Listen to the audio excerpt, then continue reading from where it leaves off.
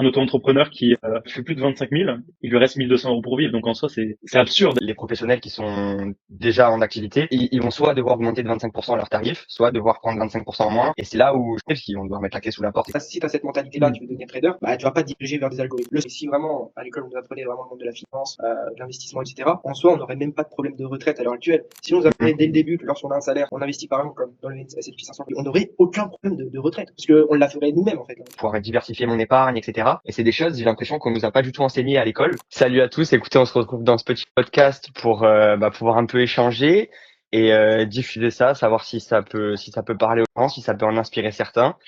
Le but, nous, c'est qu'on se parle un peu de ce qu'on a fait cette semaine sur des sujets qui vous tiennent à cœur. Et puis let's go. Let's go, Comment let's ça go. va? Comment ça va? Est-ce que vous avez passé une bonne semaine, les gars? Ouais, Parfait. nickel. Moi, je viens de sortir de Toulon Podcast Studio, nouveau Ok. studio d'enregistrement là que j'ai testé, dont on avait parlé, Lucas. Je suis allé Ouais. pour créer pour la première fois du contenu et franchement, le décor est top, c'est incroyable. Moi, je suis allé sur Tatawin, c'est le studio d'en bas. Ok. Et ça tue le gars junior qui nous a accompagnés. Il était vraiment présent pour les caméras, tout ça. C'est archi pro. Et vous, je sais pas si vous avez l'habitude de tourner chez vous, en face cam ou quoi, mais aller dans des studios, c'est vraiment professionnel. Ça aide de ouf. Ok. Mais Non, j'ai jamais fait. j'en avais entendu parler de celui de Toulon, mais je t'en avais parlé, Lucas, d'ailleurs. Ouais, ouais, Mais, ben, faudrait qu'on fasse une fois, mais t'as filmé quoi du coup pour en savoir plus sur ce que t'as filmé? C'est une Bah, vidéo YouTube? ouais, c'est la première fois du coup que je tente de créer du contenu. Donc Ok. première fois face cam, assez stressant tout ça au début, mais c'est super enrichissant comme process à faire. Et j'ai tourné des reels pour les réseaux sociaux. Donc comme moi je suis dans le monde automobile, le but c'est que je partage la valeur sur le travail que j'ai effectué pour pouvoir en inspirer certains, donner des petites techniques, etc. sur le lavage auto. Ok. et Top. Top. au niveau du montage vidéo, comment ça se passe? C'est eux qui s'en chargent ou ils t'envoient les Il y a, rushs et... il y a deux formats. Moi, j'ai pris là le format de base parce que j'aime bien le montage, j'ai envie de me perfectionner dessus. Donc, je vais les faire moi-même. Et là, ils viennent de m'envoyer justement les premiers rushs juste avant qu'on s'appelle. Ok. Et j'avais assez peur du rendu, mais franchement, c'est vraiment pas mal. Le décor est fou. Gros travail d'articulation, tout ça, etc. Mais après, on va voir après le montage, hein. Je vous enverrai Ouais, le premier. Vas-y, ah, c'est carrément, cool. carrément. Faudrait qu'on s'en fasse un de podcast en studio, je pense. Ça pourrait être vraiment top. Ouais, Carrément, après, 100%. il y a une salle du bas, moi, donc j'étais en face cam avec un micro, mais il y a la salle du haut où on peut accueillir ouais, deux, trois personnes autour d'une table. Et du coup, un des gars du studio qui est là pour gérer les différents angles de caméra, les micros, il fait des retours en direct aussi, donc c'est super enrichissant. Top, Ok. top. C'est quoi les sujets un peu que vous avez prévus pour le podcast? Vous voulez qu'on parle de quoi? Des sujets d'actu? C'est quoi un petit peu les sujets que vous avez sélectionnés, que vous aimeriez qu'on parle? Moi, je pense qu'il y a quand même un sujet important à parler là en ce moment déjà. Pour commencer, c'est au niveau de la TVA, les gars, faut qu'on en parle là. Incroyable. En plus, je m'étais dit, il faudrait qu'on en parle aussi. Vas-y, ouvre le bal. Euh, Après, Moi, que dire? Que dire? moi, je me À sens pas part que la concerné. seule solution, c'est de se barrer, en vrai de vrai. En soi, je suis d'accord, mais juste, en fait, c'est abusé parce que tu te rends compte, ouais, un auto-entrepreneur qui fait plus de 25 000, il lui reste 1 200 euros pour vivre. Donc, en soi, c'est absurde. Et ouais, même 20 000 euros de chiffre d'affaires, tu vis pas correctement. Donc, en soi, c'est absurde et ça pousse les gens à ne pas se lancer. Ça bloque les personnes pour se lancer dans l'entrepreneuriat. Donc, moi, je suis totalement contre. Et là, ils l'ont annulé, hein. Je sais pas si vous avez vu, mais Ah ouais, ouais? Ah, c'est annulé? ouais, ouais. Mais en fait, il a mis en attente parce que apparemment, bah, tout le corps professionnel des micro-entreprises externes n'était pas d'accord.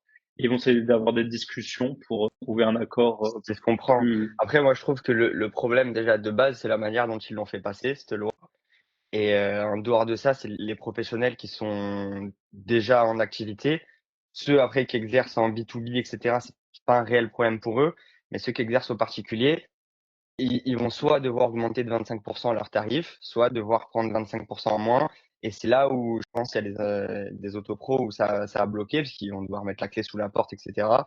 Donc je comprends en même temps que ça soit en attente parce qu'il y a dû y avoir des remontées assez rapides de leur part, quoi. Je Et pensais que c'était en encore, 49 ans, moi. Ouais, ouais, c'est ouais, c'est ça. ça, c'est ça.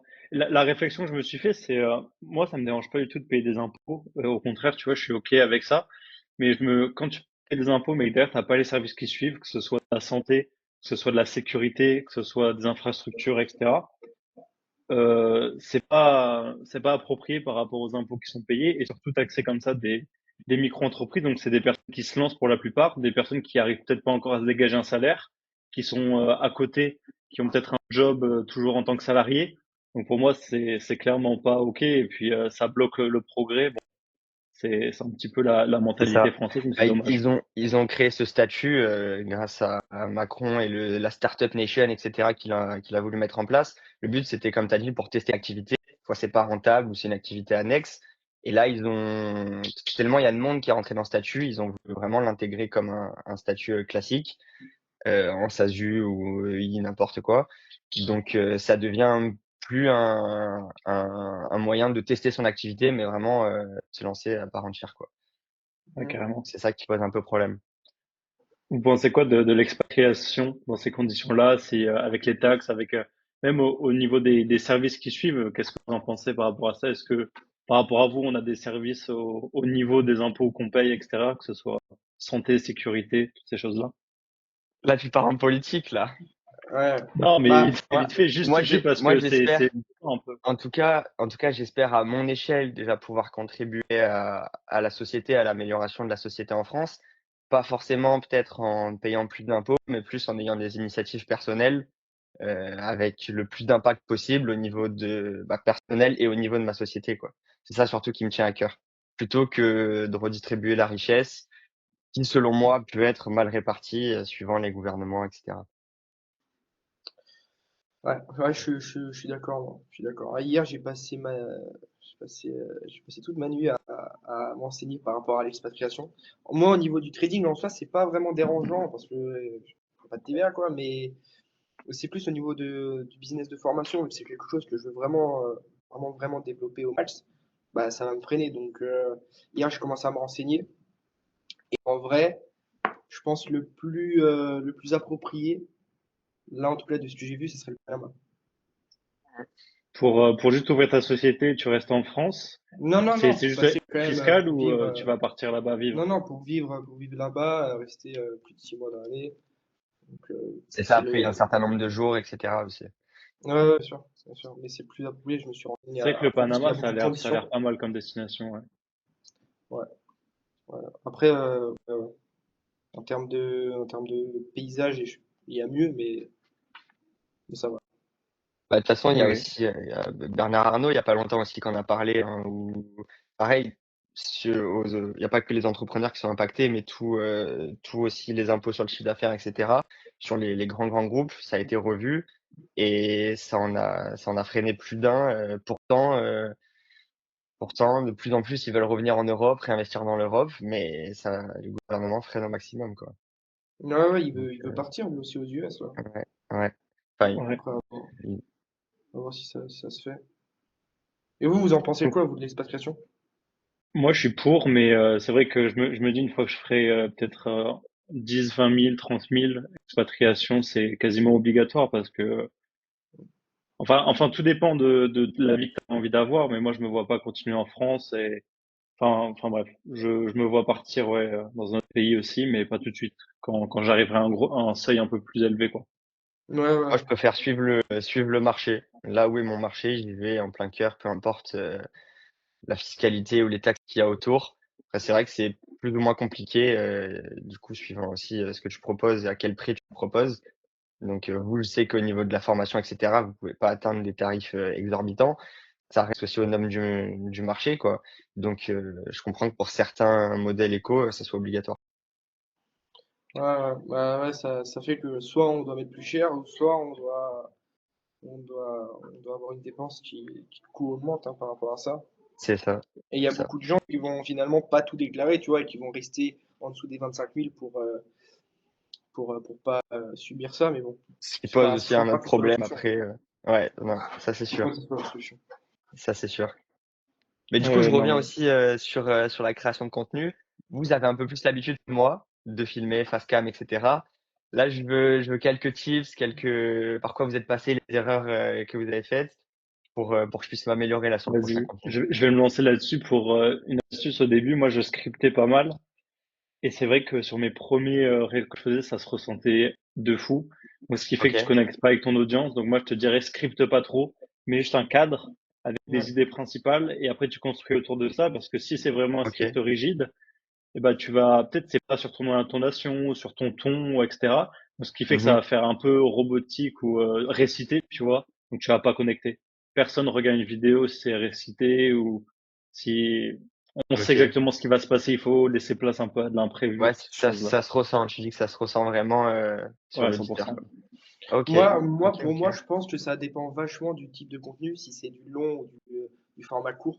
Je pense que pour des formats courts, ça peut être pertinent de scripter, ou en tout cas d'avoir un cadre vraiment assez précis. Mais je pense que c'est mieux de scripter quand même, parce que bah, t'as pas beaucoup de temps, il faut aller droit au but, il faut pas louper des informations importantes par rapport au contenu que tu essayes de faire, en tout cas pour les Mmh. formats courts. Donc je pense que c'est plutôt pertinent. Après, pour du format long, vu que c'est beaucoup plus intéressant d'essayer de connecter en termes de donner de la confiance et d'être un maximum naturel aussi, je pense il faut pas scripter, tu vois. Pour du Et format oui, de long, toute façon, à un moment donné, je pense que sur des vidéos, long format, tu peux pas, tout retenir, tu peux pas tout scripter. non, mais même, Donc tu vois, moi, au tout début, quand je faisais mes vidéos YouTube, j'essayais de faire un truc vraiment quali. Genre, j'avais OK. acheté même un prompteur. Ouais. Je faisais vraiment tout scripté, tu vois, parce que je voulais pas louper des infos qui pouvaient être importantes pour les personnes qui regardent. Et en fait, le truc, c'est que c'est pas du tout naturel en fait. Tu vois, OK. ça donne pas envie. Oui, tu as des informations qui sont intéressantes que tu aurais peut-être pas eu si la personne n'aurait Mmh. pas scripté, mais en vrai, c'est pas intéressant pour la personne qui regarde. C'est pas assez dynamique, c'est assez OK. monotone. Donc, je pense que c'est cool de faire un peu en mode naturel et un peu en mode freestyle, tu vois. Hmm. OK. C'est quoi qui a OK, été le OK. plus galère pour toi, Amaury, du coup, sur cette session à te filmer? C'est quoi qui a été le plus compliqué ou t'as été peut-être, où t'as galéré, des Alors, choses comme ça? au début, j'ai vraiment galéré parce que donc il y avait Junior, celui qui s'occupe de la session, et les 2 stagiaires aussi que j'ai là dans l'entreprise qui sont venus avec moi. Ok. Donc au début, il y a 3 personnes qui me regardent, qui attendent que je parle, et ça, Et c'était très ouais. compliqué. Donc première vidéo, j'arrivais pas à sourire, j'étais vraiment rigide, tout ça. Direct, j'aurais demandé des feedbacks, ils m'ont dit: «Sois naturel, souris, vraiment comme si tu nous parles». Et c'est là où il y a eu vraiment le déclic, où après je me suis mis dans ma bulle, en fait, et je les voyais plus, j'entendais plus personne, et j'étais seul face à la caméra, et directement quand tu es seul, c'est beaucoup plus facile après de parler. Donc j'ai un conseil, c'est vraiment de se mettre dans sa bulle au maximum, quoi. Bon, Ouais, après, ça, carrément, c'est carrément. vraiment avec le temps, je pense, hein. Mmh, carrément. Ça va passer. En tout cas, je vous Après, c'est enverrai vrai la première que vidéo, vous me ferez des retours. C'est quoi le c'est titre? Bah, là, c'est une mini-série, donc le but, Ok. c'est que, moi, quand j'ai lancé mon justement micro-entreprise, mon entreprise de lavage auto, j'ai passé 2 semaines assez chargées, et en 2 semaines, avec 500 € de capital, j'ai pu commencer à avoir mes premiers clients. Donc j'ai essayé de Ok. retranscrire ça en vidéo pour voilà, partager tout ce parcours-là en 2 semaines, donc en forme de mini-série, jour 1 sur, 14, jour 2, et cetera.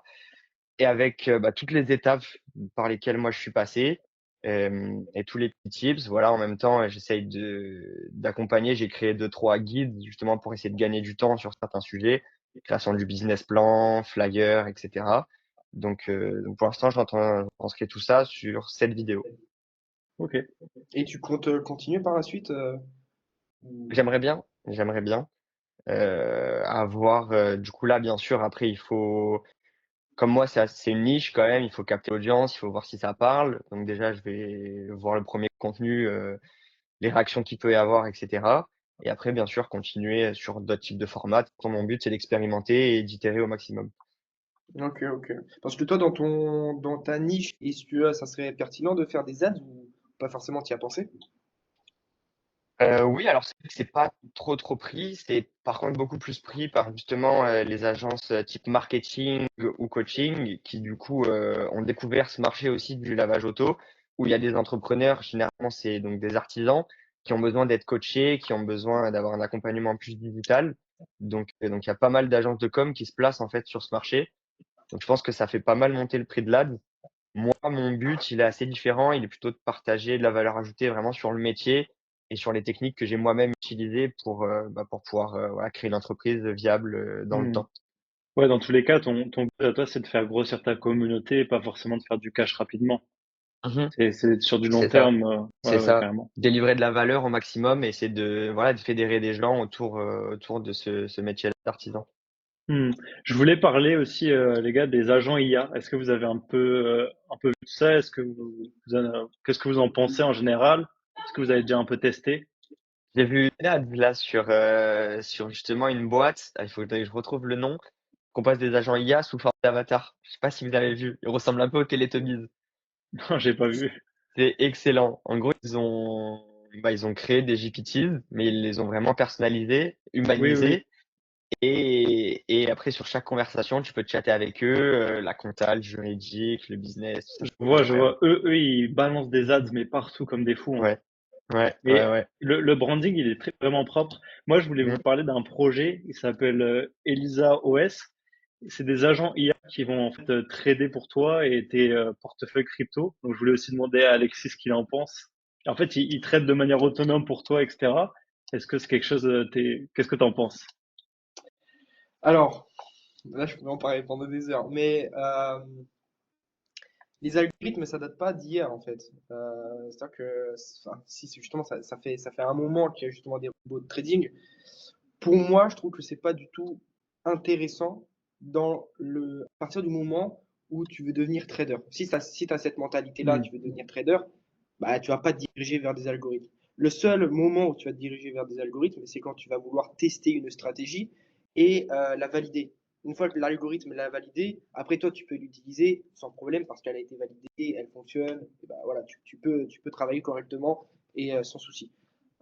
Mais à part ça, si tu veux être en mode, ok, c'est automatisé, elle fait tout pour moi et moi j'attends tranquille, sur du long terme, ça ne fonctionne pas. Après, à voir ce que ça va donner, parce que c'est vrai qu'avec l'ère de l'IA, ça commence vraiment à prendre de l'ampleur et à faire des performances énormes. Après, à voir, franchement, à voir. Mais je pense pas que ça soit vraiment pertinent quand tu es dans l'optique de devenir trader. Je Ouais, bien sûr. je vois pas l'intérêt, tu vois. Après, à l'heure actuelle, les marchés, ils sont énormément aussi influencés par des contextes qui sont pas forcément palpables encore pour l'IA, socio-économiques, écologiques, démographiques, et cetera. Donc, je sais pas si c'est encore assez, ouais, assez au point, quoi, sur ces sujets-là. Bah en fait, l'IA, elle va faire quoi? Elle va seulement se référer par rapport au graphique, tu vois, par Mmh. rapport vraiment à l'action du prix en lui-même. Tout ce qui est fondamental, tout pour le moment, de ce que je vois, il n'y a pas encore d'IA qui prennent en compte tout ça. Après, peut-être que ça va changer, peut-être ça va être le cas, peut-être qu'il y en a qui vont sortir, ils vont prendre en compte le fondamental et le technique. Et là, peut-être on aura des IA complètement folles, tu vois, mais Hmm. franchement, ça m'étonnerait. Moi, je te parlais aussi justement, ouais, par rapport à ça. Un agent IA, en fait, il fait pas juste suivre le marché et les courbes du marché. Il va aussi regarder, par exemple, les actualités, etc. Sur Twitter, les tweets les plus faits, etc. Pour après prédire si ça va pump ou pas et investir par rapport à ça. Est-ce que vous laisseriez ou du moins une partie de votre capital être gérée par une IA, mais à 100% de manière autonome, où il exécute les transactions sans que tu lui dises quoi que ce soit, etc. Ouais, de toute façon, je pense que c'est dans tous les cas, que tu trades toi-même ou par une IA, un capital que tu es prêt à perdre si tu as investi dans tous les cas. Et après, moi, ça me dérange pas si en amont, j'ai quand même expérimenté par moi-même. Je préfère dans tous les cas pouvoir tester et après, bien sûr, déléguer à une IA si je vois qu'elle a plus de potentiel que moi, c'est sûr. Ouais, ouais, t'as raison. Si c'est sur un capital que tu es vraiment prêt à perdre et que on va dire c'est pour tester et si ça Mm. fonctionne, ça te fait pas un rendement énorme, mais au moins ça fonctionne, pourquoi pas, tu vois. Mais faut vraiment que ce soit un capital que tu es prêt à perdre et que ça soit pas ton revenu principal, quoi. D'ailleurs, moi aussi, j'ai vu un truc d'actu fabuleux où j'ai investi d'ailleurs en trading, c'est sur le même coin de Trump. Je sais Oh pas si non, vous avez non. suivi tout ça. Je veux des informations, je veux savoir ce que vous en pensez. T'as investi? Ouais, ouais, ouais, Moi, non, moi, je pense que c'est une erreur, hein. C'est un shitcoin. Dans tous les cas, ouais. enfin, je sais pas ce qu'en pense Lexi, mais pour moi, c'est un shitcoin. Je crois, il a 80% du capital ou quelque chose comme ça. Enfin, une grosse partie. Et là, il attend juste les tokens, ils vont arrêter d'être produits, il me semble, lorsque il va Parce que finir ouais, d'être président. ouais, Et donc lui, il exact. va faire cash out quand il sera plus président. Et toutes les personnes qui auront investi, ça va tomber. Et voilà. En fait, lui, j'ai l'impression qu'il comprend même pas forcément ce qu'il fait là-dedans, quoi. Après, Mais au c'est juste niveau de pour la, faire du au niveau de la, bénéfice. spé- au niveau de la spéculation, je pense que ça peut être intéressant, mais faut se dire que faut pas prendre ça sur du long terme. C'est-à-dire que tu spécules sur des moments assez court terme par rapport aux actions que fait Trump. Parce qu'en fait, Bitcoin va directement représenter comment dire, Ouais, sa personal brand. le sentiment du risque, etc., par rapport directement à Trump, en fait. C'est ça, c'est ça. Donc, Puis après, il y a Melania aussi qui a lancé son même coin par la suite. Et on peut voir aussi dans le futur quelque chose arriver où toutes les grandes personnalités, elles peuvent avoir leur même coin et on peut du coup leur créer une valeur vraiment numérique autour de leurs actions, etc. Je trouve que ça, c'est un truc qui, voilà, on peut voir Elon Musk arriver avec son même coin, etc. bah, C'est un truc, faudra, c'est déjà un peu le cas avec Dodge, hein. oui, oui, oui, clairement. Mais bon, Je sais pas si vous avez vu il a quand même ses tweets séparé, dernièrement à ce sujet-là. non? Là, il est en roue libre. Il est en roue libre. Il fait des tweets. Il met quoi? Alors, attends. Il met dois-je commencer un documentaire suivant le quotidien dans les coulisses du Dodge? Veux-tu la regarder? Soutenez-vous mes efforts avec Dodge. En fait, il fait que des tweets en rapport avec est-ce que je continue? Est-ce que j'arrête? Et en fait, il tient un petit peu Le comment dire? marché comme ça. Ouais. Et enfin, je sais pas, je trouve ça fou, moi, en fait. Je trouve ça fou parce que C'est malin après. c'est tellement une dinguerie. Genre, le Dodge, il y a aucune valeur. Enfin, Mm. il y a zéro valeur. Et c'est encore une fois, là, pareil que Trump, c'est de se bâcler uniquement sur ce que fait Trump, finalement, même si c'est pas vraiment le personnage principal, mais presque, finalement, vu qu'il est très, très influent sur cette crypto, donc c'est fou. Ouais, Après, non, mais ça l'est à 100%. moi, ce que j'ai bien aimé, c'est qu'il s'est mis sur la blockchain du Solana. Et ça, pour le coup, c'est plutôt pas mal parce que ça fait vraiment péter la crypto. Après, ouais, bah là, c'est redescendu assez bas. Donc, on va voir. Et après 5 ans, c'est 4-5 ans le mandat. Donc, on va voir ce qui va se passer durant ces années, hein. Pour Ouais. revenir là-dessus, il y a du coup un gars, il a créé un agent IA, c'est-à-dire l'agent IA interagit tout seul, que ce soit sur Twitter, tout ça. Et en fait, il faisait des tweets sur des cryptos, etc. Et il a tellement buzzé, il faisait des tweets marrants, etc. Il y a un investisseur qui lui a donné 50 000 euros en Bitcoin à l'agent IA. Et du coup, le mec, il a créé une crypto qui s'appelle le GOAT. Et il a envoyé une partie à l'IA et du coup, il continue à faire des tweets sur cette crypto parce que maintenant, l'IA en a beaucoup. Et donc, il a fait monter son portefeuille à 1,5 million avec une crypto pardon, qui est sortie de nulle part. C'est fabuleux.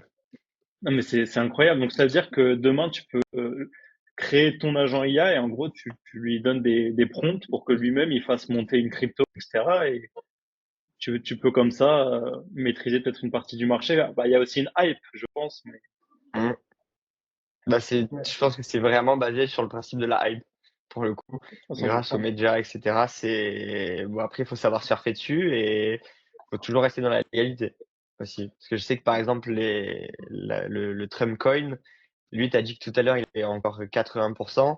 En réalité, il a 89% du même coin. Il doit en libérer, etc. Il l'a pas encore fait. Donc, il y a des trucs qui sont ressortis où c'est bancal aussi au niveau du setting qu'il a fait. Et ça peut poser problème sur, euh, sur la suite de la courbe. Ouais, pour moi, en fait, c'est pas du tout un investissement. Mm, C'est vraiment de la spéculation pure et dure. mm, L'investissement, c'est plus, tu crois au projet et tu le suis sur du long terme et tu investis pas forcément une grosse partie, mais tu investis une bonne partie de du capital, en tout cas, qui est alloué uniquement à l'investissement. Donc, et puis il y a une vraie stratégie derrière. Là, c'est complètement différent. Tu vois, tu vas jouer sur des actions que va faire, par exemple, Elon Musk avec le Dodge, par exemple, ou Trump avec Trump. Euh, mais ça peut être quand même intéressant, mais ça n'a rien à voir avec de l'investissement. mm, Ouais, il n'y a mhm. aucun projet derrière.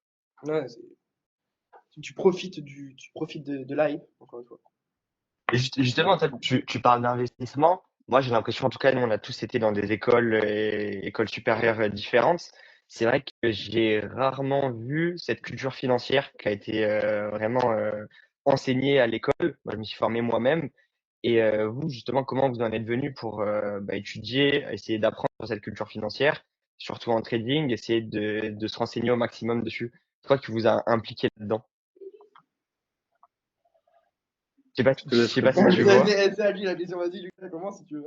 Non, vas-y, bah, c'est plus toi. Toi, moi, je suis pas forcément axé finance. Vas-y, après, je rebondirai, mais je te Mais laisse commencer vu que c'est plus ton domaine. sans être axé finance, je veux dire que moi, par exemple, qui suis pas du tout dans le trading, je me suis quand même renseigné. J'ai pu investir quelque temps, investir en crypto, même me renseigner au niveau bancaire pour pouvoir diversifier mon épargne, etc. Et c'est des choses, j'ai l'impression qu'on nous a pas du tout enseigné à l'école. Ça, moi, ça m'est venu vraiment avec cette notion business. Je sais pas si vous aussi, quelqu'un vous a appris, vous a interrogé là-dessus ou si c'est venu de vous-même. Bah, je comprends quand tu dis qu'il y a pas, on nous a pas vraiment appris le monde du trading, de l'investissement ou quoi. Après, le trading, c'est quand même un monde vraiment à part.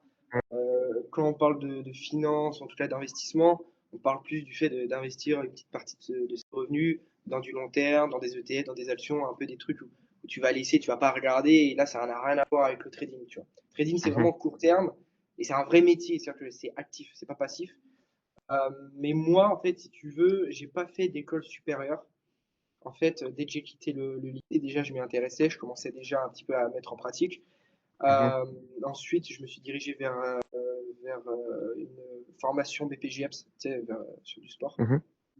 haltérophilie, musculation. Et, et en fait, j'ai pas fini mon diplôme parce que moi, de mon côté, au niveau du trading, ça a commencé à payer. Donc, du coup, j'ai pas arrêté. En plus, au niveau des épreuves, c'était une galère. Je sais pas si vous connaissez le lutte léger, vous voyez ce que c'est? Non, Non. C'est nul. c'était quoi ça? Ouais, c'est en gros, tu fais que des allers-retours et t'as un truc sonore à chaque fois et c'est que ça, quoi. Ok. Et c'est Ouais, je vois. une horreur, vraiment une horreur. Alors il y a des gens, Ok. pour eux c'est assez simple, mais du coup au niveau musculation ça passe pas du tout, bref. Et du coup voilà. Et c'était aussi en partie la raison pour laquelle j'ai pas validé mon diplôme en fait, mais c'est pas très grave. Et du coup moi je me suis dirigé sur ça et, euh, et voilà tout Ouais, donc simplement. Donc, c'est vraiment d'un point de vue personnel que tu t'es intéressé aux finances, quoi. ouais, en fait, non, ça m'intéressait déjà de base depuis un moment. Ma sœur, elle était partie vraiment dans cette branche-là pendant un moment. Après, elle s'en est séparée, mais en fait, en voyant ça d'un œil vraiment extérieur, je me dis, putain, ok, ça a l'air d'être un monde quand même assez intéressant, tu vois. Mhm. Même si j'étais pas du tout dans les études ou quoi, ça m'intéressait. Mais en fait, tu es obligé de partir, en tout cas quand tu pars pas sur des études supérieures, tu es obligé de t'intéresser vraiment en entreprenant vraiment cette démarche-là, que ce soit par des formations ou quoi, en ligne.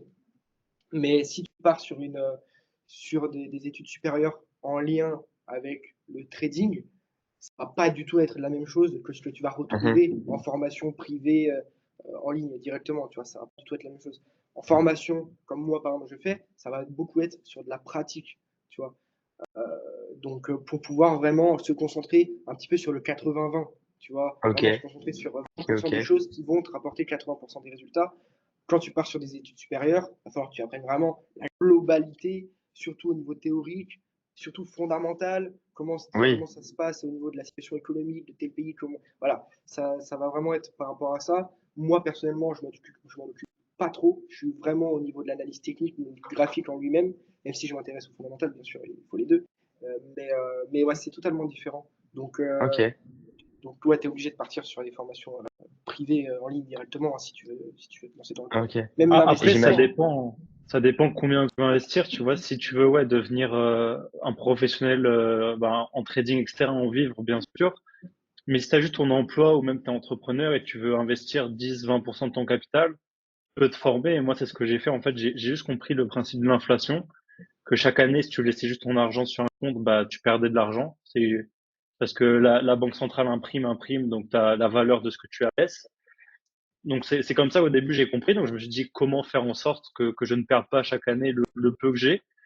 Et du coup je me suis intéressé à tout cet univers-là. Je me suis dit bah peut-être S&P 500, ça a l'air stable, les ETF, etc. Donc je pense que si c'est juste de l'investissement sur du long terme, tu veux pas faire un x2 en 90 Oui. jours, en 30 jours ou en 60 Euh, jours. Tu peux t'intéresser par toi-même, regarder les fondamentaux. Il y a plein de livres sur le sujet. Juste déjà épargner une petite partie de ce que tu gagnes chaque mois. Et puis au fur et à mesure comme ça, dans des actifs stables. Et puis dans quelque chose que tu comprends aussi, surtout pas aller dans des choses que tu comprends pas. Moi, ce que je trouve dingue, c'est que, comme tu disais à Maurice, si vraiment à l'école on nous apprenait vraiment le monde de la finance, de l'investissement, etc., en soi, on n'aurait même pas de problème de retraite à l'heure actuelle. Si on nous Mhm. apprenait dès le début que lorsqu'on a un salaire, on investit par exemple comme dans le S&P 500, comme tu disais Lucas, dans quelque chose qui est quand même très stable, hein, en soi. Tu regardes la courbe du S&P, t'es quand même serein si tu fais ça sur vraiment du long terme. Je parle de 10, 20, 30, 40 ans. Euh, Mhm. et on n'aurait aucun problème de retraite, parce qu'on la ferait nous-mêmes, en fait, la retraite, tu vois. Bah, c'est ce qui se Et, passe, c'est ce qui se passe un peu aux States où la culture financière, elle est un peu plus là déjà dès le plus jeune âge, via aussi justement leur non-système de retraite, hein, clairement, où par eux-mêmes, en fait, j'ai l'impression que c'est la motivation première, c'est assurer sa retraite, sa vie et son épargne. Donc ça pousse à s'instruire aussi à ce sujet, quoi. Enfin, ouais, Ouais, vu que l'application les numéro gens, un aux States, c'est Binance, tu vois. Donc ça prouve que vraiment Mhm. les gens, ils sont présents là-dessus. Bah, ils ont moins de sécurité, donc ils prennent un peu plus de risques qu'en France et ils sont plus alertes. En France, C'est ça. bah, les gens, ils sont un peu plus sous couveuse. Oui et non, parce que d'un autre côté, c'est vrai, à l'école, on t'apprend rien là-dessus, quoi. Mmh. Et d'ailleurs, vous pensez quoi du fait d'investir passivement, donc chaque mois peut-être 10% de ce que vous gagnez ou même moins, sur du Bitcoin? Est-ce que vous pensez que le Bitcoin va atteindre les 200, 250 ou même 1 million? Ouais, mais il y a une boîte qui fait ça, je crois. Et je sais plus comment ça s'appelle. Investir ses centimes à chaque paiement, t'investis tes centimes en Bitcoin. Ouais, ouais, Ça vous ouais. parle, ça? J'ai vu la dernière fois une interview et moi je trouve ça super malin, hein, parce que le Bitcoin, ça devient une monnaie de référence. Trump, là, il a accepté. Ils ont maintenant un fonds de réserve aux States. C'est vraiment c'est vraiment une monnaie de référence, hein. Incroyable. Je pensais à un business de fou cette semaine. Je me suis dit, si tu, en fait, il y a beaucoup de barrières à l'entrée, mais si tu arrives à passer ces barrières à l'entrée, que tu as des connaissances ou le réseau intégré chez les petits commerçants du paiement en Bitcoin qui est transféré automatiquement en euros pour pas subir les fluctuations de marché.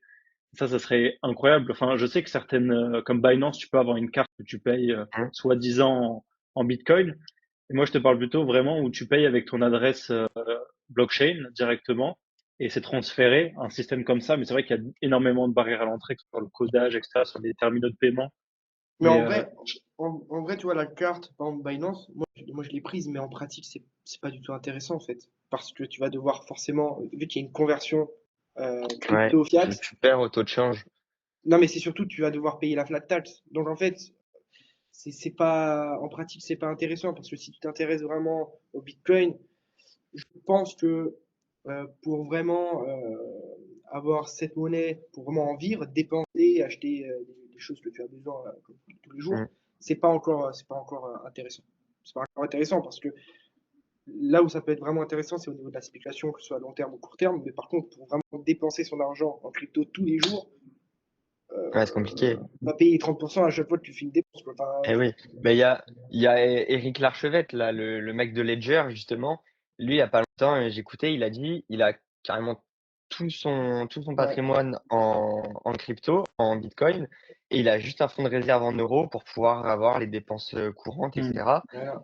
Et sinon, c'est vraiment un autre paradigme quoi. Le mec, il a vraiment tout en Bitcoin, en en soi, crypto c'est de peut-être manière plus générale. sécurisé, ouais. Et t'as vu son associé qui s'est fait ligoter pour se faire voler ses cryptos ou pas? Ouais, Ah, j'ai ça pas vu, moi, c'est ça. chaud, hein. Ça J'ai pas vu. Bah, c'est son vraiment associé, chaud. pareil, il a peut-être 100 millions de patrimoine. Mmh. Je suis pas sûr des chiffres hein, à vérifier. Et bah, il s'est fait ligoter. Il voulait qu'ils fassent un virement sur Ouais, c'est ça, cette leur prise adresse. d'otage et tout, Oh. ouais. Après, c'est c'est depuis pas longtemps qu'ils ont commencé aussi à s'exposer sur les réseaux, tout ça, et tu vois aussi ce qui peut arriver, en contrepartie, quoi, hein. Les gens qui sont tellement vides, ils sont prêts à faire des trucs de fou pour ça, hein. Mais Ouais. après, ouais, les gens disent, ouais, donc c'est beaucoup plus dangereux, etc. Mais non, en soi, si t'es millionnaire, t'as les mêmes risques. Les joueurs de foot se font aussi cambrioler, etc. Ça ne change Ouais, c'est rien ça. de quel est ton actif, que ce soit même si c'est de l'or, peu importe, t'as les Ah mêmes oui, risques, quoi. ouais, ouais, c'est ça. À partir du moment où tu es une personnalité, tu t'exposes à plus de risques, Ouais, carrément. c'est sûr. Bon, rien à voir. Vous en pensez quoi un petit peu là du rachat TikTok, l'annulation un petit peu aux US de tout ça là. Vous en pensez quoi un peu? C'est qui? C'est MrBeast? Comment il s'appelle? Celui qui s'est positionné Ouais, dessus, là? ouais. Bah lui, c'est un potentiel acheteur. Youtubeur. Après, je pense pas, mais Mais là, ça en est où? Parce que moi, j'avais suivi ça il y a une semaine. Je sais que MrBeast est positionné. Il y avait aussi Musk, il me semble. ouais. Mais ça en est où, du coup, aujourd'hui? Je crois que les Chinois ont gardé, non? et que ça n'a pas été Bah interdit. là, les dernières infos que j'ai vues, après, faut peut-être mettre à jour, mais les dernières infos que j'ai vues, c'est que Trump a réussi à négocier un délai pour que ça C'est revienne aux ça. US. Donc là, c'est pour ça, là, pour le moment, ils sont TikTok.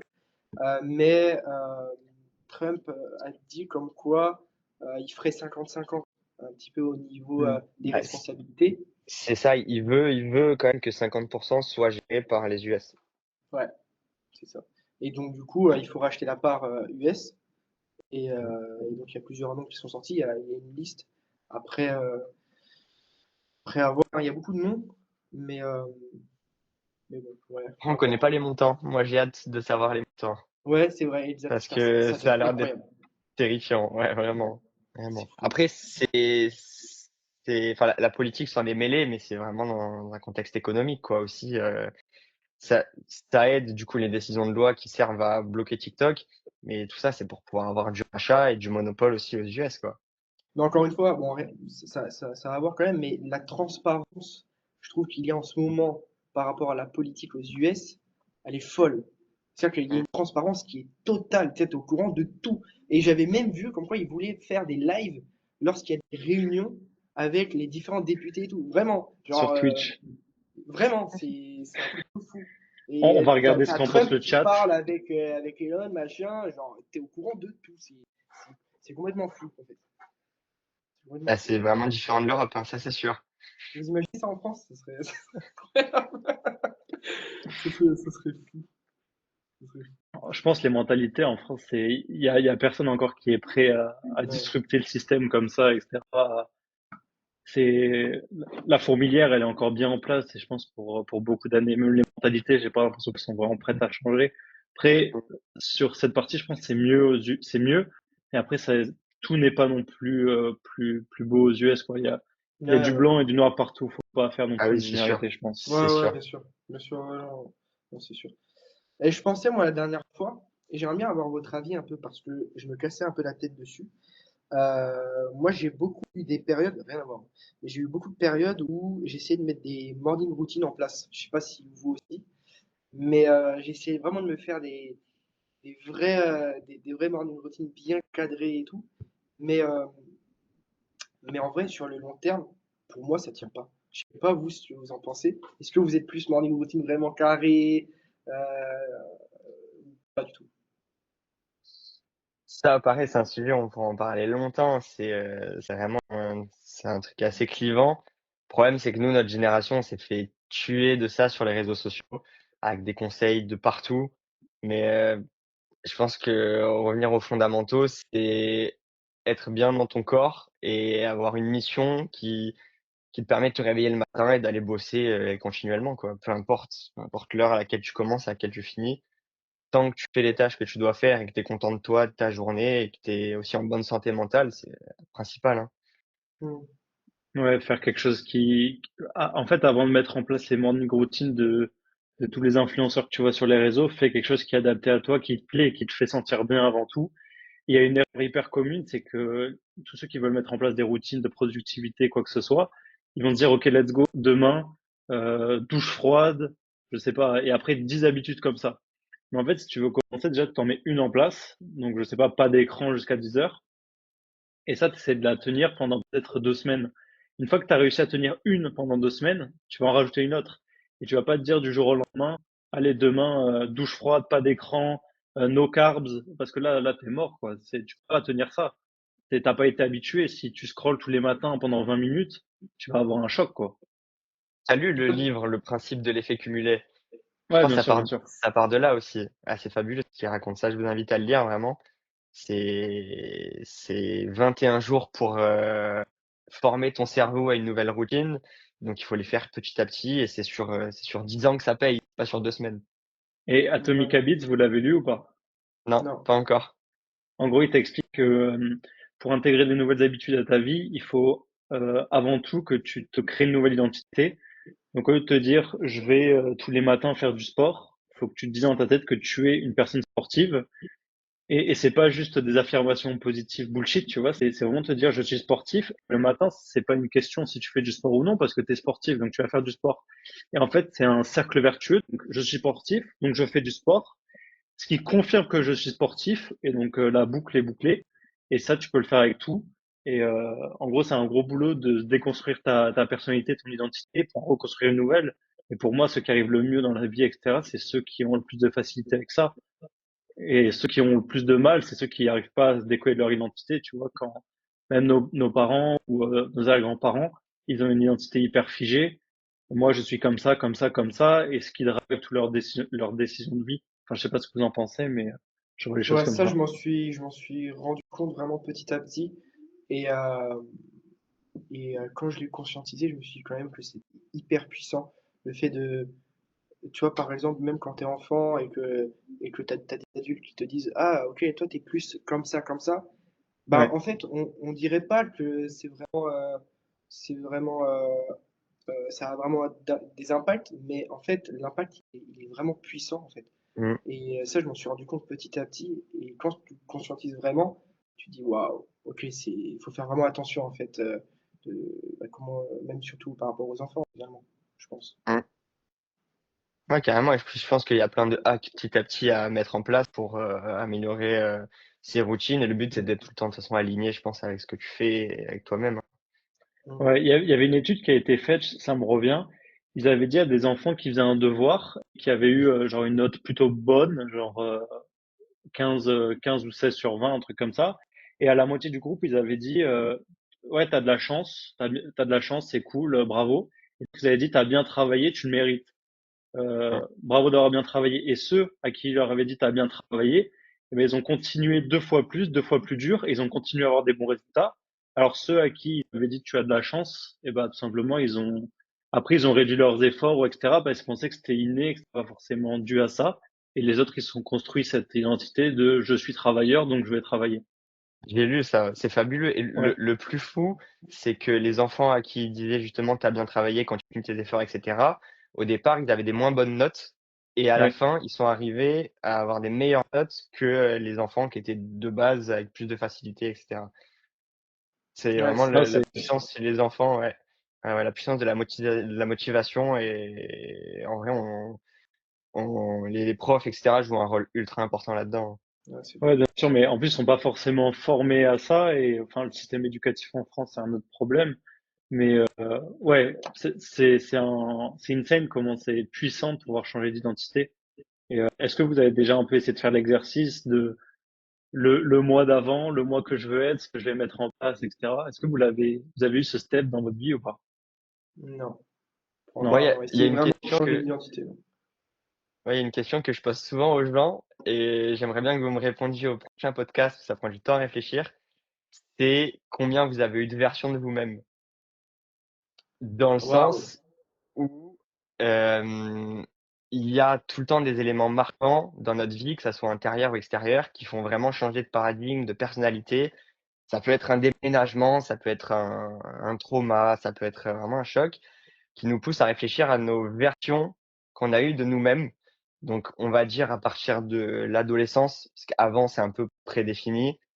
Et j'ai essayé de les compter comme ça, et j'ai essayé, c'est en arrivant à déterminer les déclics que tu peux voir quand tu vas passer dans une nouvelle version de toi-même. Et je vous invite ça pour la prochaine vidéo à vraiment réfléchir sur les différentes versions et on pourra s'en reparler.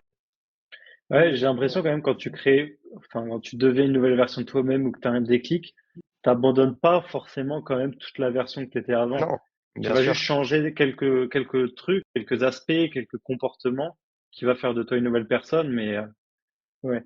Juste, j'ai l'impression que on va bientôt terminer. Je voulais aussi vous On arrive au demander, cours, ouais. ouais, est-ce que vous lisez un livre en ce moment? Et si oui, lequel? Qu'est-ce que vous avez appris de ce livre, etc. Je pense que ça peut être cool. Chaque semaine, on se partage des livres qui nous ont inspirés ou qui nous ont appris des choses. Vas-y, Henri, je te laisse commencer, hein. Moi, perso, je viens de finir le livre de Marc Benioff. C'est le fondateur de Salesforce. Je sais pas si vous connaissez. C'est un logiciel SaaS a explosé aux States et partout, d'ailleurs, partout dans le monde. Et c'est vraiment un logiciel, c'est un type CRM, etc. Donc, ça aide les entreprises à gérer leur activité. Et ce qui est fou dans son bouquin, c'est que, en tant que fondateur, il parle pas de son produit, mais il parle de tout ce qu'il a construit autour. et de ses combats personnels pour créer une culture d'entreprise de malade et vraiment pour avoir une boîte qui est alignée avec sa vision. Et ça m'a énormément inspiré parce que de plus en plus, je vois sur les réseaux des gars qui montent des boîtes, mais où il y a pas forcément de sens derrière, où ils communiquent pas dessus. Mais je trouve que pour pouvoir fédérer autour d'une boîte, parce que pourtant un logiciel SaaS, c'est pas du tout sexy, tu vois? Faut parler de ce qui te motive au maximum et de tes combats personnels. Ça m'a grave inspiré, ça m'a justement poussé à créer du contenu et cetera. Donc j'adore et je recommande parce qu'au final, il parle pas forcément du business en lui-même, mais il parle de toute la création d'entreprise, des valeurs de communauté, de ses employés, tout ça, c'est fabuleux. Ouais, ouais. Si tu fais derrière une mission, que ce soit tes Mmh. employés ou tes clients, c'est 100 fois plus fort. Et j'avais lu un peu enfin, c'est pas ma découverte de la semaine, mais c'est Seth Godin, je crois, qui disait ça, qu'il fallait vraiment créer comme une troupe, une tribu, qui se bat pour une mission commune, que ce soit tes clients ou tes employés. Et c'est comme ça que tu peux aller décrocher les sommets, quoi. Et toi, tu as lu quoi? Alors moi, en ce moment, je suis sur un livre plus dev perso. En fait, j'en lis deux. Euh, Influence et manipulation de Robert Cialdini, je sais pas comment on dit. Il Et est top. mais celui-là, je le lis vraiment petit à petit. Tu vois, il est. En plus, j'ai une version hyper fat. Et d'un autre côté, je lis L'homme révélé, hyper dev perso, sur la place de l'homme en gros, enfin, de nos jours, parce qu'en fait, ça a été vachement.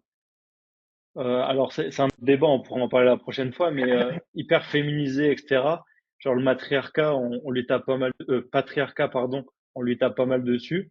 Et donc c'est comment se sentir bien en tant qu'homme, comment comprendre aussi les femmes, toutes ces choses-là. Mais en fait c'est bien plus puissant que ça. Et moi je vous invite à le lire si jamais ça vous intéresse. OK, Relation homme-femme et en général OK. la place de l'homme actuellement quoi. Ouais, ça invite un peu à nous redéfinir aussi, parce que nous, on est dans une génération quand même qui a fait pas mal bouger les normes. Donc, des fois, Ouais, voir des il parle gens. d'énergie masculine, énergie féminine. C'est pas juste un livre genre je suis un homme hyper macho, tu vois, Oui, ça a rien à voir avec ça. ouais, ouais, Et il l'explique de manière hyper subtile pourquoi les femmes ont besoin de ci, de ça. Et bon après forcément il y a des exceptions. Il t'explique qu'il y a des femmes avec une essence plus masculine, etc. Mais c'est bien sûr. en fait tu comprends beaucoup de choses qui sont déjà devant toi et que tu comprenais pas avant, et même à propos OK, de toi-même. Donc c'est OK. De pour évoluer, je vous conseille. toute façon, j'imagine que dans tous les cas, il faut pas faire de généralité sur ce genre de comportement. Par contre, ça aide à comprendre de ouf. Ouais, 100%. OK, OK, OK, Et toi, Alexis? intéressant. Moi, là, en ce moment, je suis en train de lire Sun Tzu, l'art de la guerre. Donc, c'est un Ok. livre Ça m'a assez pas. connu, mais je l'avais jamais lu. Donc là, je l'ai commencé il y a quelques jours à peine. Donc, j'ai pas vraiment de retour à faire dessus.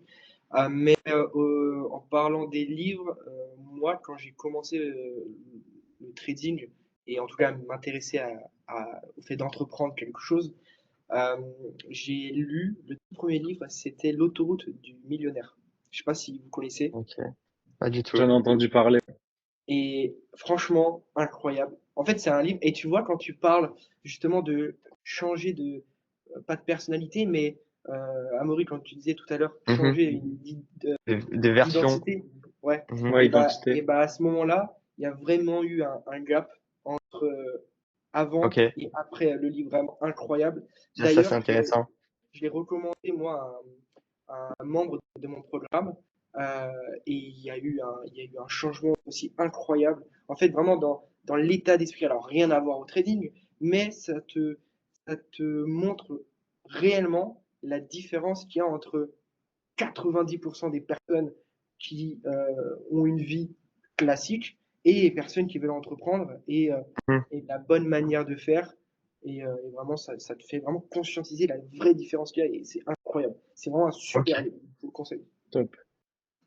Bon les gars, ça va finir, dans quelques Ouais. secondes. Est-ce que vous avez des idées d'invités pour la prochaine fois, peut-être si on a le temps? De tête, non? Non, mais pas forcément des noms, mais peut-être des types de personnalités, des choses comme ça, ou dans des thématiques, quelle niche, quel genre de personnes ça vous intéresserait d'avoir? Bah, après nous, on est très tourné digital. On peut aussi, prendre beaucoup d'expérience sur des gens qui ont des entreprises en physique ou dans Ouais, l'industrie. carrément. Ça, j'aimerais beaucoup, pouvoir, discuter. Après, sinon rester dans le thème, du digital, de la formation et du dev perso, hein. Ouais. Carrément, carrément. Ouais, c'était cool. En tout cas, c'était un plaisir, les gars. Et puis, dans la description, il y aura nos trois, que ce soit chaîne YouTube ou Instagram ou peu importe pour nous retrouver. J'espère que ça vous a plu et puis on se dit à la semaine prochaine. Yes, à Allez, la ça semaine roule. prochaine, les gars. Ciao, Ciao, ciao. ciao.